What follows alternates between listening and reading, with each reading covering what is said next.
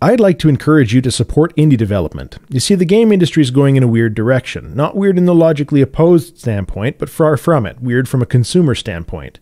In the last 10 years, there's been a remarkable shift from physical product to digital, and inherent in that shift was an overwhelming desire to protect those games, so much so that the customers were being punished for not pirating software. Their punishment was, and is still, to get an inferior game as a reward for buying it.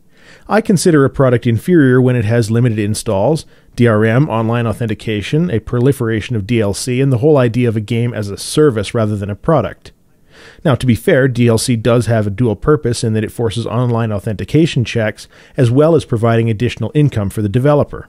Yes, indeed, it's a desire to fight piracy that has the industry falling over itself trying to find ways to maximize sales. Movies have the same problem. Have you ever wondered why, as a paying customer, you have to sit through upwards of 15 minutes sometimes of forced nonsense, including unskippable "don't pirate this movie" scenes at the beginning of the video?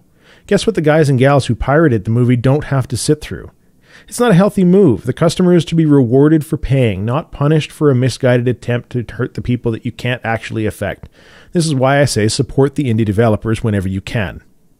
They need to make money. They need to be able to come up with new and amazing avenues of development and revolutionary ideas. You won't find very many indies that go overboard trying to protect their game. Often the only DRM that they have is required by the distributor, like Steam, if they really want to be listed in that particular area. We have to support those fighting the good fight. The indie devs, by and large, don't want to sell you a service. They want to sell you a game, one that they poured their blood, sweat, and tears into so you would enjoy it.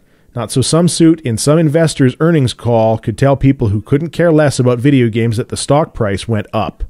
That's all I have to say. Tarmack out.